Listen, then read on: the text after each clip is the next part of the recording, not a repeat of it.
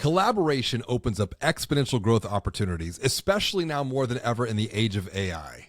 But what is it that holds financial brands back and their teams from collaborating together with fintechs to co-create an even bigger, better, and brighter future? And what can you do at your financial brand to capture new growth opportunities through collaboration? Well, let's find out together on today's episode of the Banking on Digital Growth podcast.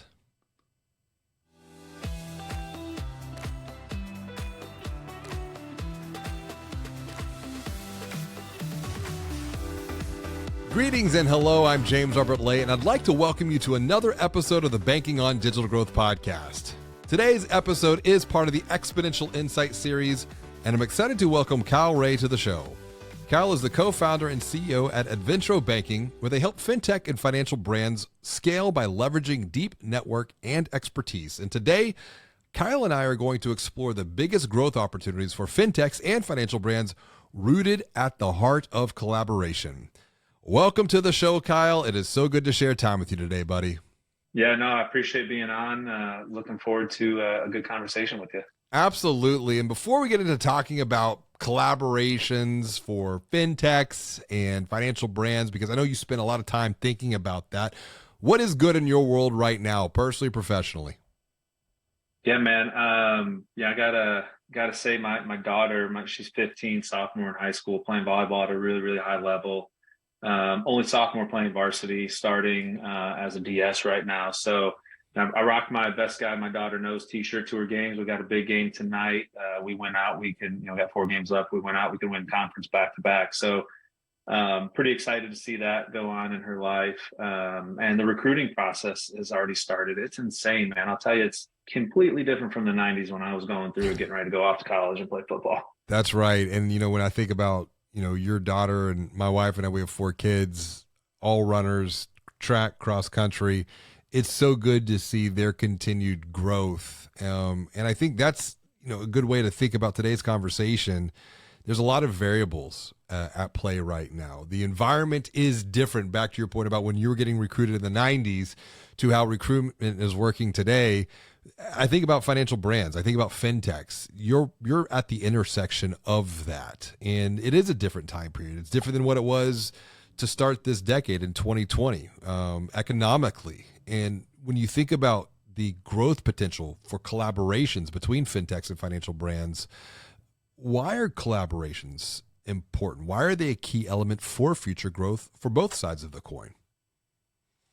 Yeah, I think two things come to mind as I think about both sides of the coin, but really what it boils down to is a good partnership, and what does that look like? Banks and credit unions are, and honestly, fintechs are all the same as well, right? We all come to a point where we need to grow, and how do we grow? Generally, it's going to be through technology and different technology stacks. But do we build it ourselves? Do we buy? Do we partner with best in breed?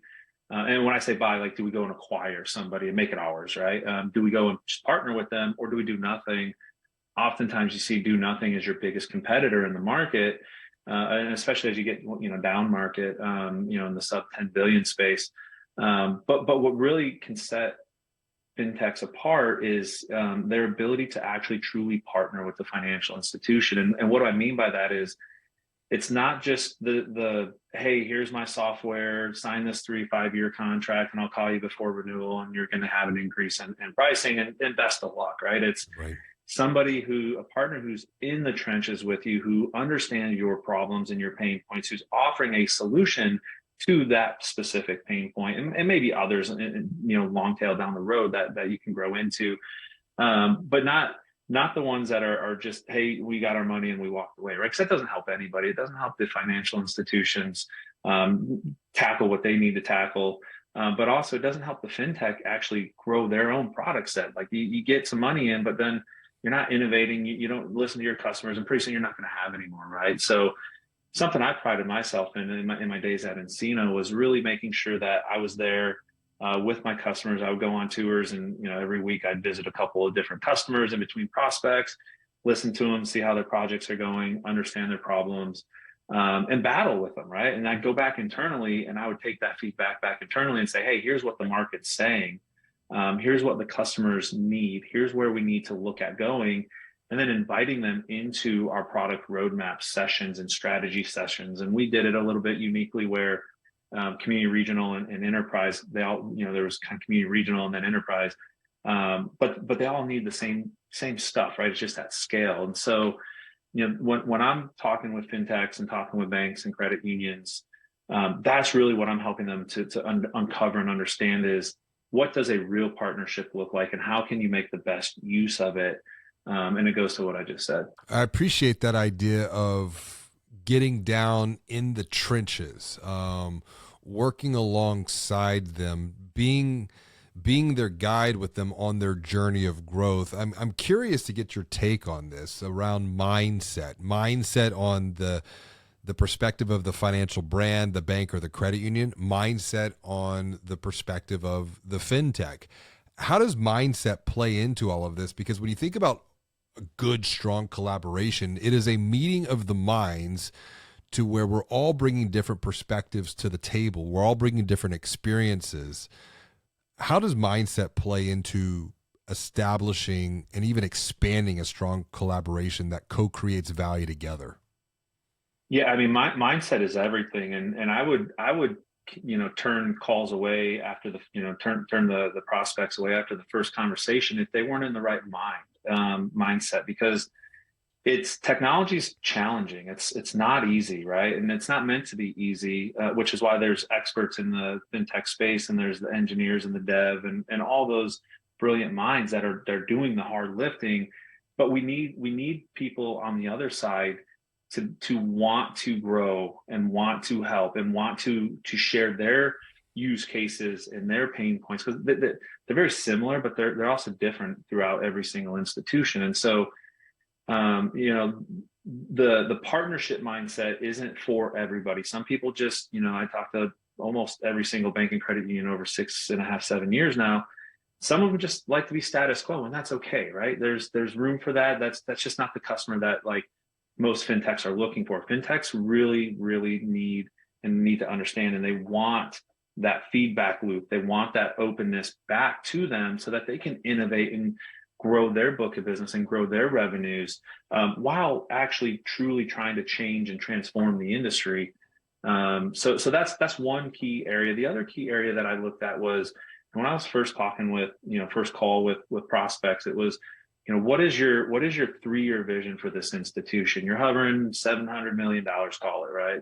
700 million in assets, right?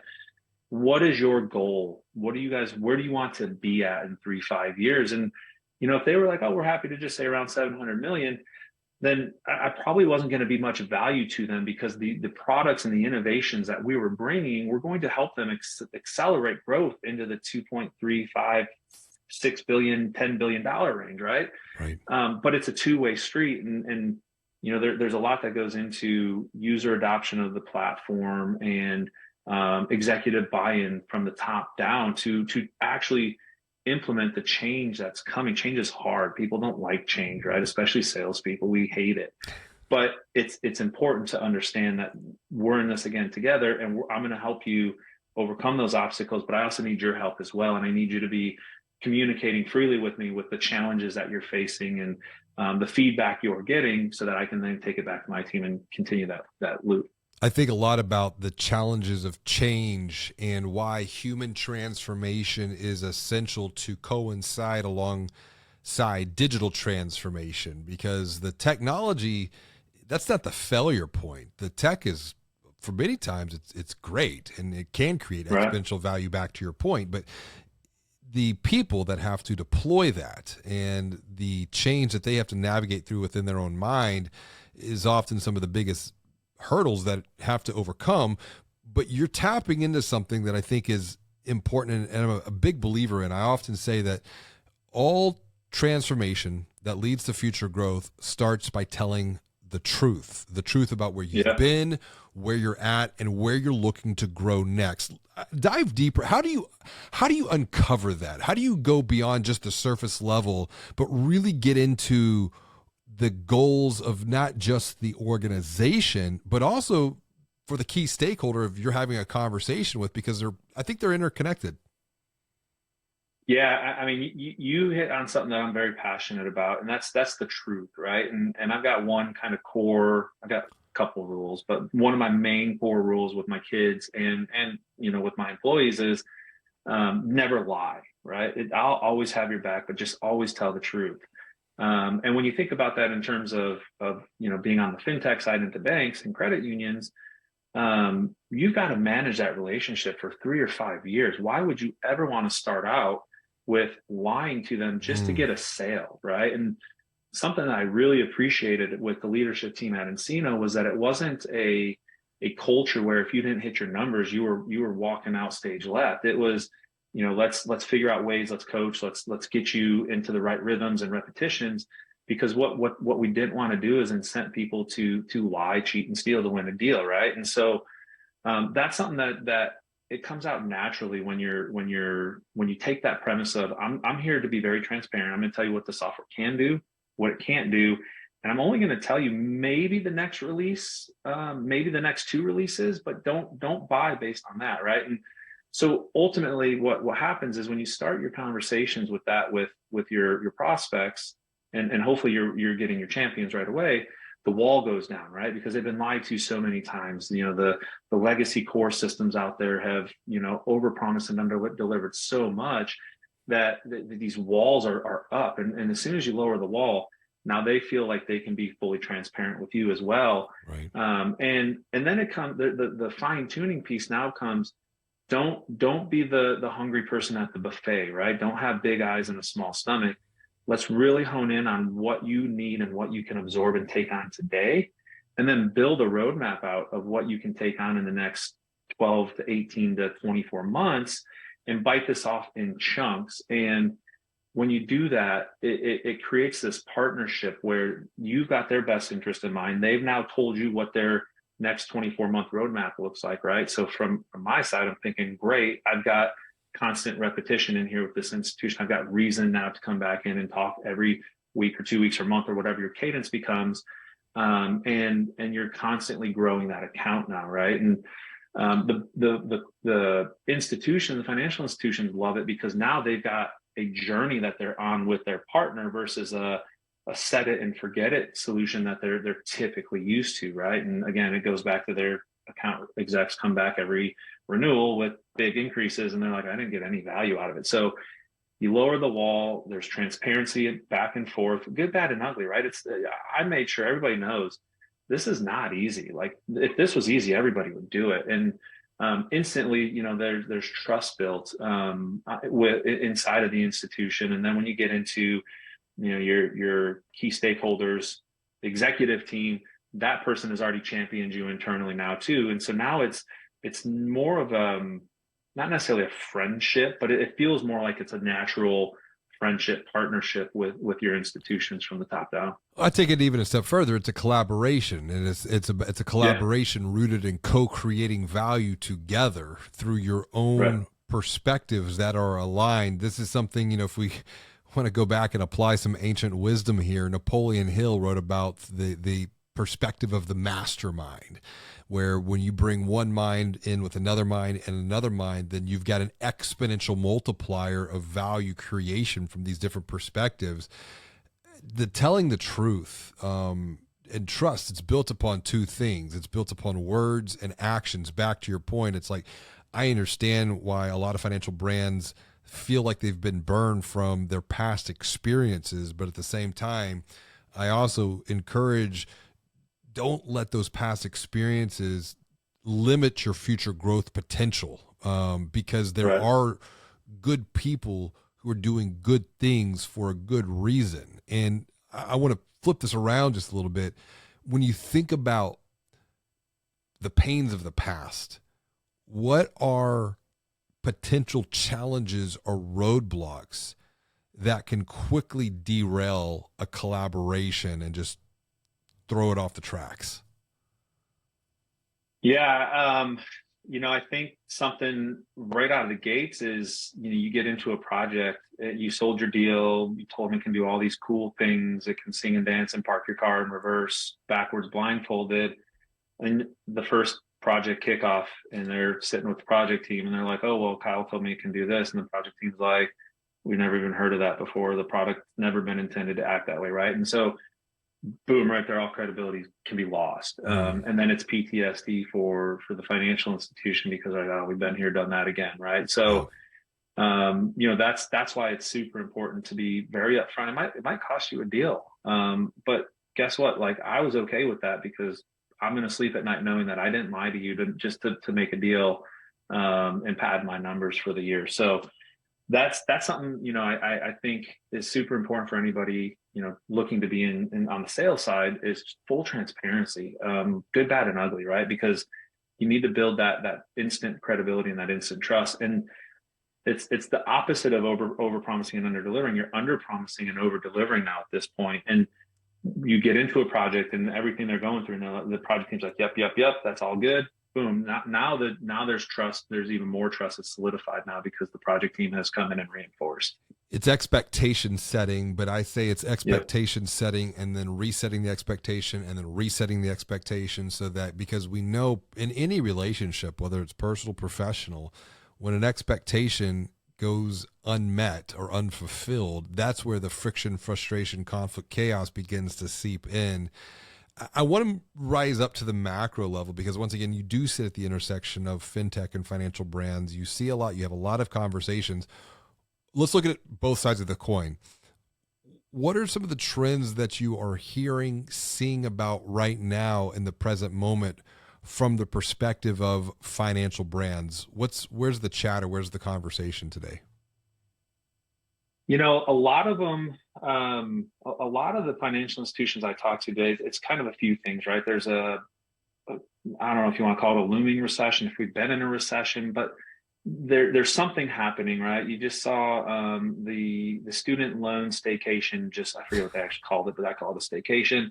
That just expired, right? So now we've got all this student loan debt that needs to start being repaid again, right? What's that going to do? That's going to deplete capital in the banks even more because people are now paying their loans back, right? So there's a lot of chatter around that. The credit is tightening even more now, but also from 2019 to 2021, specifically more so, right in the COVID era, these institutions way overspent on technology. They had to, right? They were in a bind. Branches are closing everywhere. They need to have a digital presence.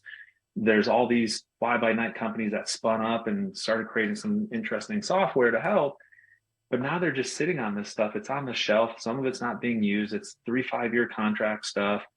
And so there's a lot of financial institutions that are looking at their technology stack, looking at their contracts. When do they come due? What does this even do for us? Can we utilize it, or should we just ride this out, have it as a sunk cost and move on? And so we're in this really interesting period of time right now where the banks just are, and credit you, they're budgeted, but they're very cautiously moving into the next project Mm. because they've got this tech stack that they're just not really fully sure of yet. And when I talk to those institutions, what I like to do is get in there and really help them evaluate, like, what do you have? Does this even fit where you want to go now? Right? Maybe it did in 2020, but we're almost 2024 now. Is this something where your institution is even going? And if not, just write it off now, right? And move on. Yeah. And I think that overbuying, overspending in that 2020, 2021 period, now we're seeing the inverse of that because the rules of the game, if you will, have changed. Coming back to your point of recruiting, the game has changed. And if we flip this around, what is the perspective now from the fintechs selling into the space? Where are the patterns of their conversation now today in the present? Yeah, I think in conversations I'm having, because I kind of do both sides, right? And I'm helping fintech scale. So the conversations I'm having is more around getting into their budget cycle for their next project. It's not something that's going to be an immediate sale today, but it's opening the door so that, hey, here's what's out there. Here's where you said you're going. Here's things to help you on that journey. Let's work together over the course of the next quarter, 4 or 5 months ish, to work into this project, knowing that you're going to need it. And that seems to be doing okay so far, right? Because there's still a need, and some of it is even replacing maybe human touch or humans doing the work with something. There's still a cost to that, right? And helping them understand what that cost is, or it could even be, replacing a really expensive software with a software that's less expensive, that actually does more for you, easier to implement. And so you're just replacing costs at that point and lowering costs. But that those are the conversations that folks should be having. You're seeing a lot of fintechs that are scaling back on their headcount. The other thing that I think is to be noted is, sales cycles are taking so much longer now. It used to be 6-8 months for a mature fintech, in the down market sub maybe 5 billion space, anywhere from 12 to 18 months in the mid market, and then 18 plus. We'll shift all of that 6 to 12 months now, just given what we went through this year. And so those that's the angle when I'm talking with the institution. I don't need the immediate sale. Yes, we all want the immediate sale.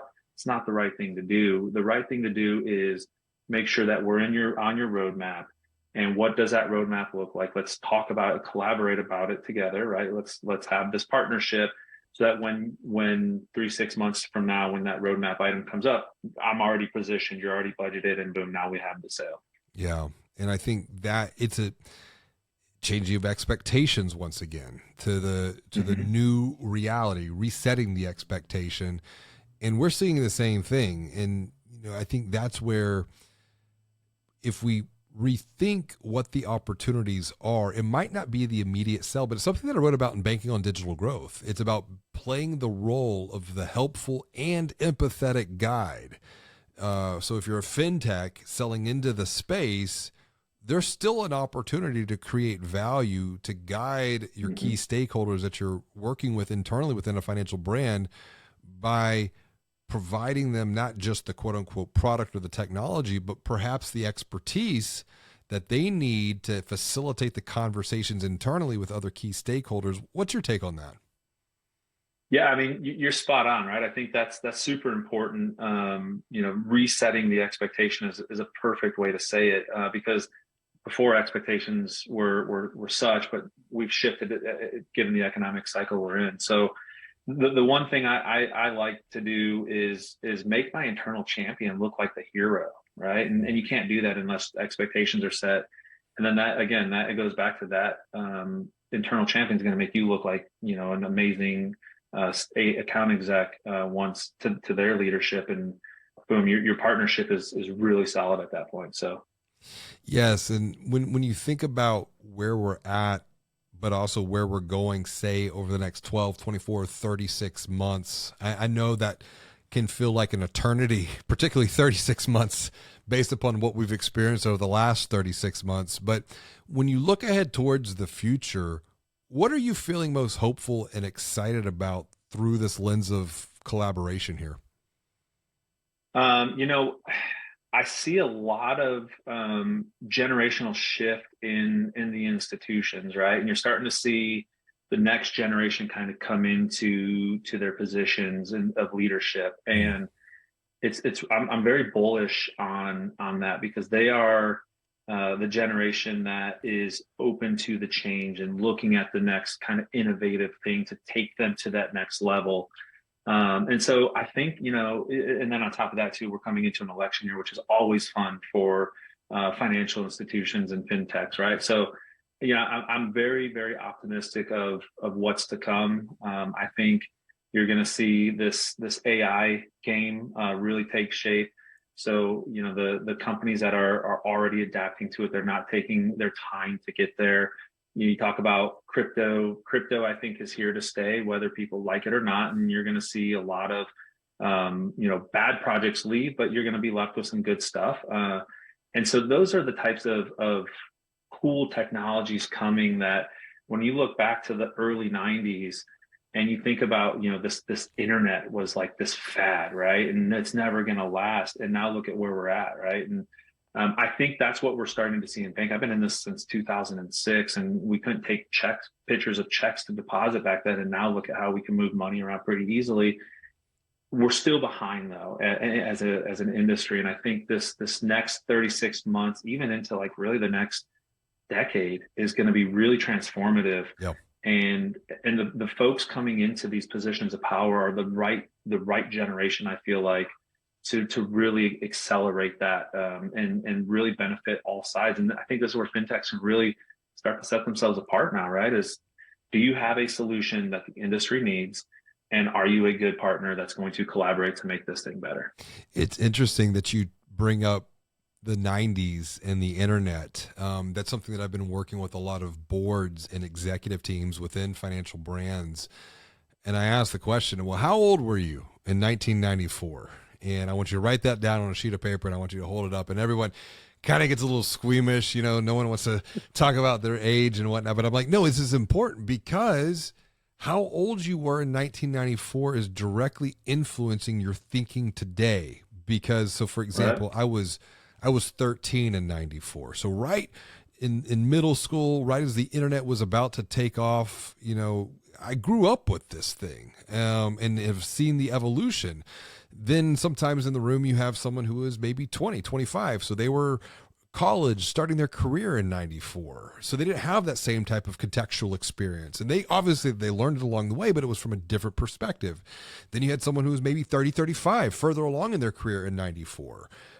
Then you also have people in leadership who are maybe 5 in 94. And You're right. maybe they weren't even born yet, and they've had a completely different experience than even myself.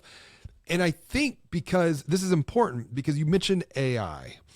So right now, everyone is a buzz about this AI thing. And people back in the 90s thought the internet was a quote unquote fad. And there's film, there's video that shows this. And I've done a podcast episode on this. I don't think the vast majority of people have any clue as to the exponentiality of what is coming through AI. It's going to take what has transpired over the last 30 years, compress that down into maybe 3, 5, 10 years, and the output or the result is going to be 10 times bigger than that. And the human mind is a linear mind where the technology is exponential, and it's creating this gap. And I think too, that's also, there's a lot of fatigue around this, not quote unquote decision fatigue, but just change fatigue. There was the COVID experience, and then there was the financial crisis, and then there's this whole AI thing. And it's just people from talking to CEOs and leaders and their teams, I'm starting to find a lot of them are starting to feel very, very tired right now, with what they have experienced. What would your recommendation be? Because once again, you kind of grew up in some of this, and you've experienced changes and downturns as well. What would your recommendation be for those who are watching or listening who might be feeling a little bit tired, might be feeling a little bit burned out, to navigate these coming years?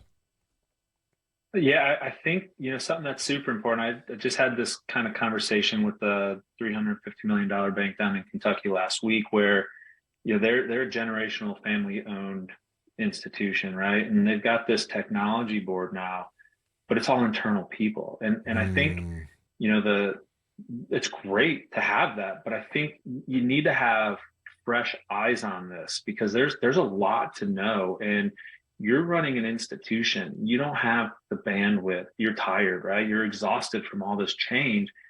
But if you don't have to be the smartest person in the room, you just have to surround yourself with the smart people that come back and tell you and report to you, and you have to trust those people, right? yeah, And so I think it's important for folks who've been doing this for a long time and they've seen all the change. It's okay to be tired. That's normal, sure. right?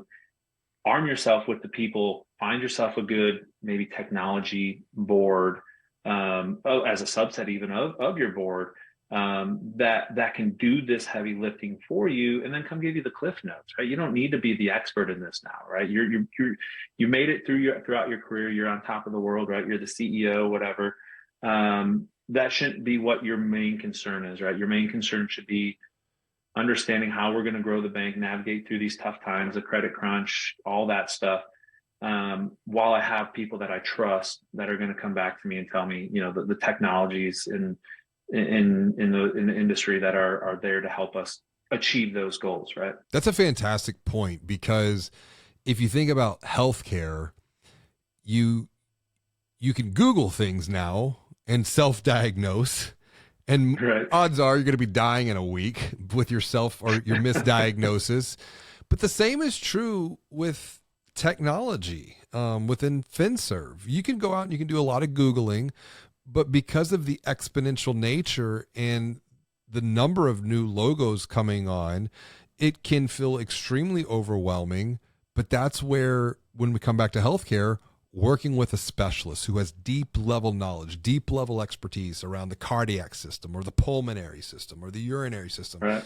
That's why there's that deep level expertise, so that you don't have to be, and it's impossible to be the expert within all of these different fields of study. So I really appreciate that perspective. As we wrap up here, I always like to send those who are watching or listening off with something small that they can apply today, so that they can begin to get momentum and progress on their journey of growth. What would be the one thing that you would recommend, something small that they could do to either establish or begin to explore potential future collaborations going forward into the future? Yeah, I think the key is to ask for help. Right, there's a ton of help out there. There's a lot of smart folks out there, smarter than I. Just we're out here. We're here to help. We're an ear, bounce stuff off your ideas off our heads. Let us help you in your journey. And quite honestly, I talk to a lot of banks, and I don't build banks, right? Because I'm passionate about this industry and transforming it. That I just like to know what's going on and help them understand what other things are there and make those connections. And Right. so, any takeaway that I would give is call us, reach out to us on LinkedIn, ask us for our opinion. There's enough of us in this world that, we're all here to help. And ultimately start building those friendships, so that you have a solid ear to talk to when you need it. That's a great point. You don't have to go. You mentioned journey before, and the hero's journey. You don't have to take this hero's journey alone. There are plenty of those who are ready, willing, and want to help. They have a servant's heart. They care about elevating this industry, because this is such a important industry. This is an industry that has the ability to truly transform the lives of people in the communities that these banks and credit unions are serving. So I really appreciate that thinking, Kyle. If someone wants to continue the conversation that we've started here today, what's the best way for them to reach out and say hello to you? Yeah, you can go out to my LinkedIn. I think I'm the Kyle Ray, because there's actually another Kyle Ray in banking, ironically. So LinkedIn, the Kyle Ray, TheKyleRay. My phone number, 630-636-1071. Call me anytime. Maybe not too late at night. Or email as well. So Kyle at Advintro, ADVINTRO.com. I'm here for you. I've been doing a lot of things, seeing a lot of things, and I'll give you an honest opinion on what I think. Connect with Kyle, learn with Kyle, grow with Kyle. Kyle, thank you so much for joining me for another conversation on the Banking on Digital Growth podcast. This has been a lot of fun today, buddy. Yeah, I appreciate it. Have a good one, and hopefully we'll do this again soon. As always, and until next time, be well, do good, and be the light.